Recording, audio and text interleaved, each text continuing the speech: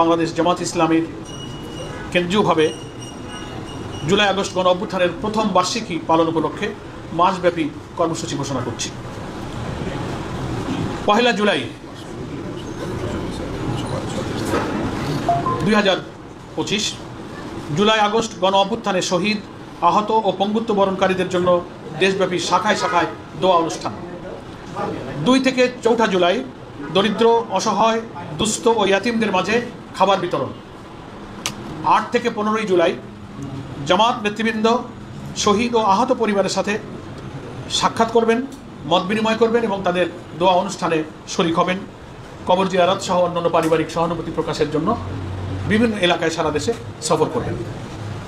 16 জুলাই ঐতিহাসিক দিন, শহীদ আবু সাইদ, যার দুঃসাহসী, মৃত্যু ভয়হীন, অকুতোভয় চেতনা সারা দুনিয়াকে নাড়া দিয়েছিল, বাংলাদেশের সমস্ত মানুষ ঘর থেকে বেরিয়ে এসেছিল তার এই সাহসী জীবনদান।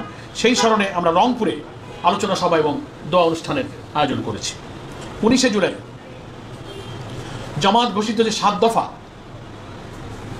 সেটা বাস্তবায়নের জন্য ঐতিহাসিক সরোয়ার্দী উদ্যানে আমরা জাতীয় সমাবেশের ডাক দিয়েছি। 19 জুলাই সরোয়ার্দী উদ্যানে দুপুর 2টায় শুরু হবে এবং একই দিনে বাংলাদেশের ওই অভ্যুত্থানের 2000 প্রায় শাহাদাত বরণ ছিল তাদের পরিবার এবং গুরুতর আহতদেরকে নিয়ে একটা আয়োজিত অনুষ্ঠান হবে। সেই অনুষ্ঠানে আমাদের সম্মানিত আমির জামাত ডক্টর শফিকুর রহমান সেই অনুষ্ঠানে অংশগ্রহণ করবেন, জামাত নেতৃবৃন্দ সেখানে অংশগ্রহণ করবে। 20 থেকে 24 জুলাই এই কয়েকদিন জুলাই আগস্ট গণ অভ্যুত্থানের মূল উদ্দেশ্য গণপ্রত্যাশা পূরণের লক্ষ্যে রাজধানী সহ বিভিন্ন শাখায় শাখায় সেমিনার, সিম্পোজিয়াম, সভা সমাবেশের আয়োজন করা হবে। 25 থেকে 28 জুলাই জুলাই আগস্ট গণ অভ্যুত্থানের উপরে ডকুমেন্টারি প্রদর্শন করা হবে এবং সাংস্কৃতিক অনুষ্ঠান হবে সারা দেশে। 29 এবং 30 জুলাই মহিলা এবং ছাত্রীদের উদ্যোগে বিভিন্ন শাখায় এবং কেন্দ্রীয়ভাবে আলোচনা সভা এবং দোয়ার অনুষ্ঠানের আয়োজন করা হবে। 1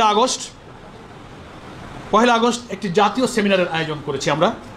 এখানে শহীদদের স্মরণে যে স্মারক আমরা প্রকাশ করেছি বাংলায় 10 খণ্ডে, সেটারই ইংরেজি এবং আরবি অনুবাদ, তার মোড়ক উন্মোচন করা হবে ইনশাল্লাহ ওই দিন 1 আগস্ট এই জাতীয় সেমিনারের মাধ্যমে।